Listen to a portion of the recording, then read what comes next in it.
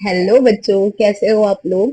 आज हम लोग 10th क्लास की हिस्ट्री का फर्स्ट चैप्टर पढ़ने वाले हैं जिसका नाम है the rise of nationalism in Europe. ठीक है, सो लेट्स स्टार्ट। हमारे चैप्टर का नाम है the rise of nationalism in Europe, है ना। तो इसमें हमें कुछ चीजें समझने की जरूरत है। पहला, नेशनलिज्म। नेशनलिज्म क्या होता है ना। इस चैप्टर में हम लोग पहले देखेंगे कि फ्रेंच रिवॉल्यूशन का क्या असर पड़ा पूरे यूरोप में, और उसके बाद इटली, जर्मनी, वहां पे क्या क्या हुआ, कौन कौन से रिवोल्यूशनरीज आए। Okay, so the rise of nationalism in Europe, class 10। This is presented by me, Shivani ma'am, and this is all about me. You can read it from here. Okay, so let's start. यहाँ पे आप लोगों को एक photo दिख रही है, right, एक पिक्चर दिख रही है। This picture is very important and we have to learn something about it. Okay, so important points मैंने यहाँ पे लिखे हैं, you have to go through it. Okay, जैसे कि यहाँ पे देखो, ये पिक्चर जो है ये 1848 में फैड्रिक सोरो ने बनाई थी। किसने बनाई थी? फैड्रिक सोरो ने। ओके, इसका नाम उन्होंने दिया था democratic and social Republic. Okay, यहाँ पे आप लोगों को एक स्टैचू दिख रहा होगा, this is statue of liberty. क्या है? Statue of liberty. ओके, इसके हाथ में दो चीजें हैं, पहली है टॉर्च और दूसरी है चार्टर ऑफ राइट्स। ओके, ये चीज हमने यहाँ पे लिखी है, torch of enlightenment and charter of rights of man. Okay, so torch of enlightenment. Enlightenment मतलब क्या होता है कि समाज में चल रहे जो रूढ़िवादी विचार है ना, जैसा कि समाज चलता आ रहा है उसके अगेंस्ट लोग काम कर रहे हैं, उसको चैलेंज कर रहे हैं अपनी रैशनैलिटी पे। Okay, so that is enlightenment. तो वो बता रहा है कि okay, now the society is moving towards new ideas, that is torch of enlightenment. And second one is charter of rights of man, है ना, यानी कि उनके हाथ में एक चार्ट है जिसमें राइट्स ऑफ मैन लिखा है। ठीक है, यानी कि किसी भी इंसान के जन्म लेते से ही उसे कुछ अधिकार दे दिए जाते हैं। ठीक है, तो वो अधिकारों के बारे में charter of rights of man में लिखा है। इसके बाद अगर आप लोग यहाँ पे देखोगे तो यहाँ पे कुछ लोग हैं जो इस स्टैचू ऑफ लिबर्टी से आगे बढ़ चुके हैं, है ना। ये आगे बढ़ने का मतलब है कि ये जो स्टेट्स हैं वो क्या बन चुके हैं? नेशन स्टेट बन चुके हैं। अब सारी कहानी नेशन स्टेट क्या होता है इस पे रिलाई करती है, क्योंकि ये जो स्ट्रगल चल रहा है, ये जो रिवोल्यूशन आ रहा है, ये बेसिकली यूरोपियन कंट्रीज में एक नेशन स्टेट वाली फीलिंग के लिए आ रहा है। तो दो कंट्रीज थी जो उस टाइम पे नेशन स्टेट बन चुकी थी, वो थी यूएसए एंड स्विट्जरलैंड। ओके, यहाँ पे हम लोगों ने लिखा है नेशन स्टेट उस वक्त बन चुकी थी, that is US and Switzerland. Okay, so US and Switzerland उस टाइम पे नेशन स्टेट बन चुके थे, इसलिए वो लोग ये स्टेट के आगे हैं। अदरवाइज बहुत सारे लोग यहाँ पे देखो पीछे से आ रहे हैं और जो स्टैचू ऑफ लिबर्टी तक पहुंच रहे हैं। ये जो स्टैचू ऑफ लिबर्टी तक पहुंच रहे हैं यानी कि ये बता रहा है कि ये नेशन स्टेट अभी तक बने नहीं है, दे आर इन प्रोसेस, है ना, ये लोग अब बनेंगे। ठीक है, तो उनमें क्या थे ऑन द वे, जो स्टेट्स थे वो कौन कौन से थे? फ्रांस, जर्मनी, ऑस्ट्रिया एक्सेट्रा, है ना, जैसे कि पोलैंड हो गया। ओके, आखिरी में हम लोगों ने क्या लिखा है? एंड रिजल्ट, यानी कि इतना स्ट्रगल करने के बाद इन लोगों को रिजल्ट में चाहिए क्या? चाहिए क्या? नेशन स्टेट चाहिए, है ना। नेशन स्टेट क्या होता है ये हम आगे पढ़ेंगे। ओके, ये विजन किसका है? फैड्रिक सोरो का। और इस विजन को उटोपियन विजन कहा है। क्या कहा है? उटोपियन विजन। उटोपियन विजन मतलब आइडियल, आइडियल विजन, है ना, आइडियल विजन। ठीक है, यानी कि हम सबको पता है कि ऐसा कभी नहीं हो सकता, मतलब उस टाइम पे उनको पता था कि ऐसा नहीं हो सकता, बट स्टिल उन्होंने ये विजन देखा था। ठीक है, नाउ द थिंग इज, एक और वर्ड आया है यहाँ पे, एब्सोल्यूटिस्ट। एब्सोल्यूटिस्ट यानी कि प्योर फॉर्म, एब्सोल्यूट मतलब प्योर, है ना, यानी कि प्योर फॉर्म किस कौन सी गवर्नमेंट का? मोनार्की का। कि मोनार्की को कोई क्वेश्चन नहीं कर सकता, ना कोई जुडिशरी, ना कोई पॉलिटिकल ऑर्गेनाइजेशन, नथिंग, है ना। The pure power is with lie with in हुम? मोनार्क। ठीक है, तो उसे एब्सोल्यूटिस्ट पावर बोला है। Then now the thing is, next slide. Okay, यहाँ पे क्वेस्ट से क्वेन नेशन नाम का एक ऐसे था। ठीक है, ये जो वर्ड हम लोगों ने पढ़ा वो फ्रेंच वर्ड है। ओके, जिसका मतलब है what is a nation. What is a nation जो है ये अर्नेस्ट रेनन ने एक ऐसे लिखा था 1848 में, है ना। अगर क्वेश्चन आता है कि अर्नेस्ट रेनन ने कौन सा ऐसे लिखा था, that is what is the nation, and vice versa, कि व्हाट इज अ नेशन किसने लिखा है? तो अर्नेस्ट रेनन ने लिखा है। ठीक है, अब यहाँ पे उन्होंने नेशन स्टेट को कैसे डिफाइन किया?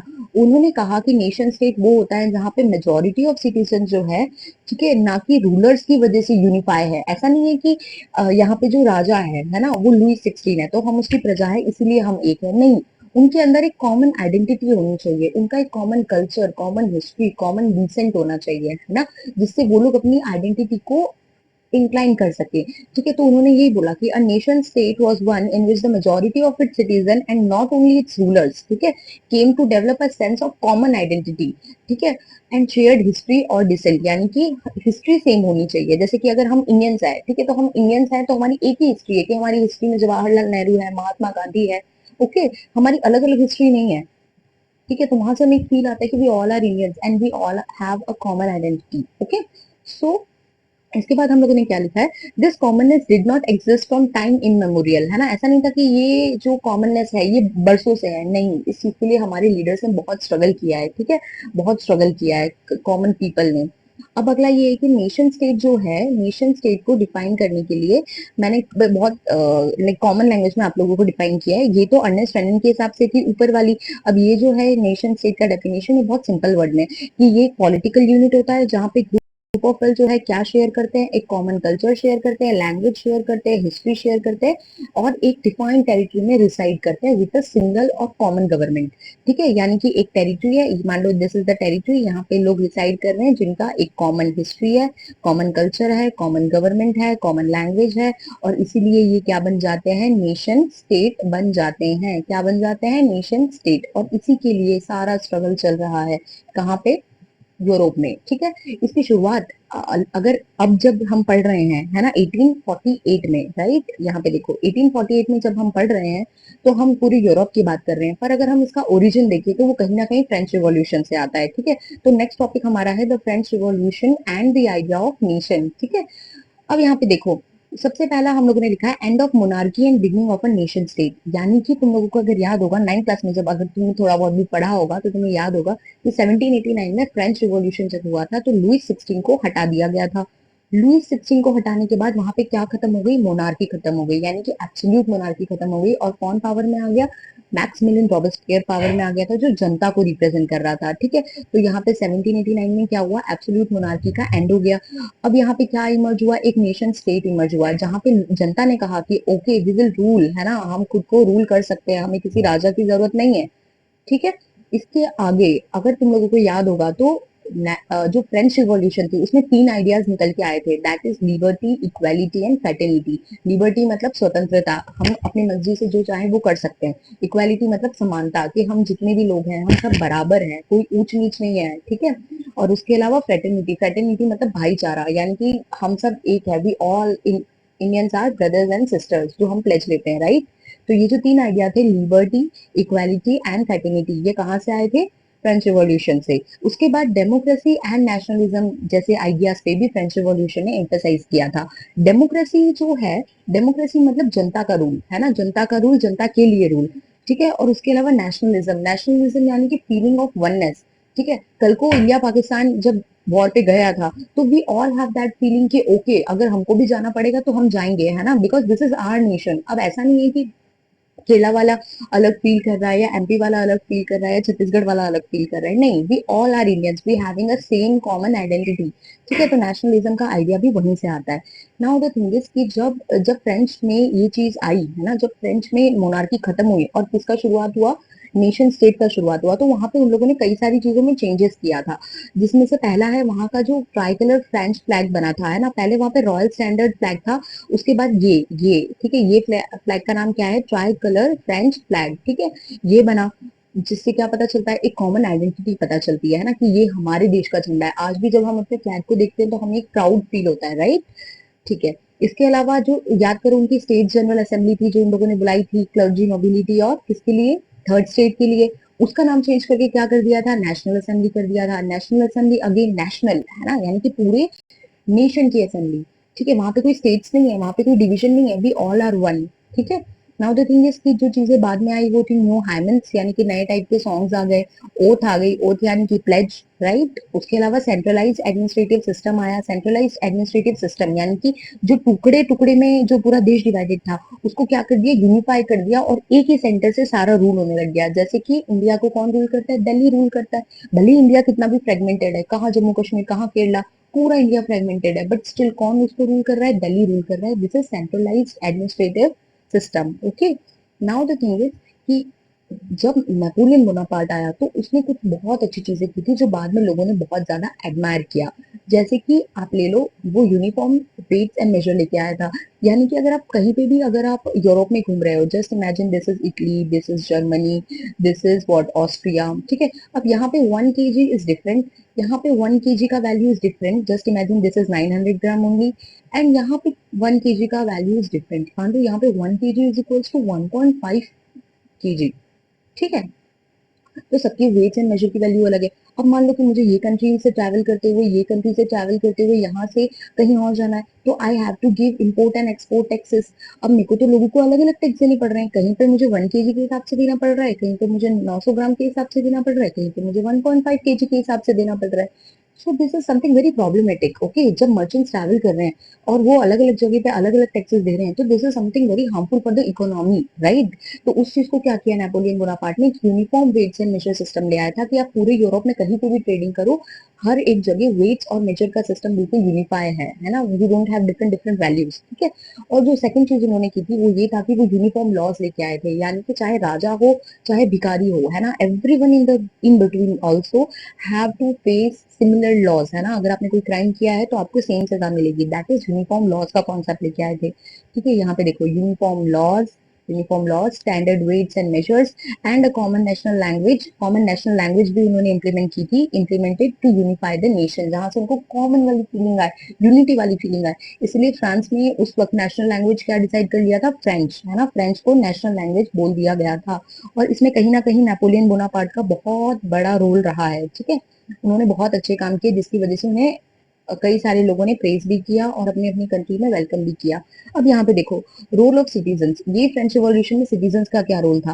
पहली बात तो उन लोगों को समझ में आया कि हम सिर्फ मात्र प्रजा नहीं है, हम सिर्फ जनता नहीं है, हम क्या है, हम सिटीजन्स है, यानी कि हमारे कुछ राइट्स है और हमारी कुछ ड्यूटीज है हमारे नेशन की तरफ, ठीक है। ये जो फीलिंग है कि हमारे पास राइट्स है और हमारे पास ड्यूटीज है, ये क्या बताती है, ये सिटीजन को बताती है ना, कि हम इस कंट्री के सिटीजन्स है, राइट। यहाँ पे इन लोग दो कॉन्सेप्ट लेके आए थे, ला पैट्री एंड ला सिटोयन, ठीक है। ला पैट्री मतलब फादरलैंड, भाई हमारे यहाँ होती है मदरलैंड और उनके यहाँ पे फादरलैंड, ठीक है, यानी कि अपनापन, ये हमारे फादरलैंड है, ठीक है। जैसे हम बोलते हैं ना कि इंडिया इज आवर मदरलैंड, तो वैसे वो लोग फादरलैंड का कॉन्सेप्ट लेके आए थे, जिसको ला पैट्री बोला था उन्होंने।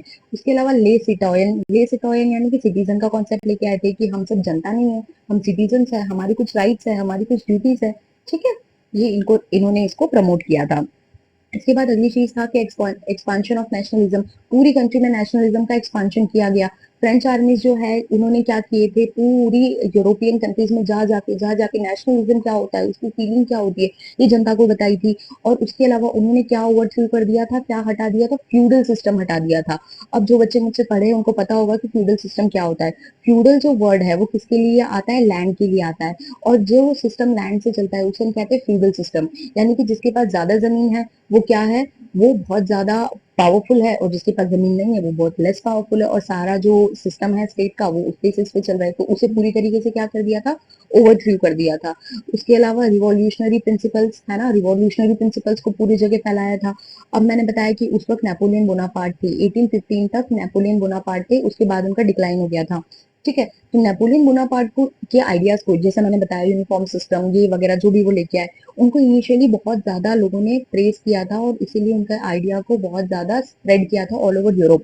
बट द प्रॉब्लम है इसकी पावर हर किसी से डाइजेस्ट नहीं हो पाती है, तो वो क्या हो गए, अथॉरिटेरियन हो गए, what ever I am saying is right, है ना। और जहां पे आपने जनता को दबाया वहां जनता क्या करेगी, रिबेल करेगी, रिवॉल्यूशन लेके आएगी, ठीक है। तो इसकी वजह से क्या हुआ, लोगों के मिक्स रिएक्शन आए, कुछ लोग उनके रिफॉर्म से खुश थे पर कुछ लोग चाहते नहीं थे कि उनकी कंट्री में फ्रेंच कंट्रोल हो, बिकॉज दे वांट कि उनकी जनता उनको कंट्रोल करे, राइट।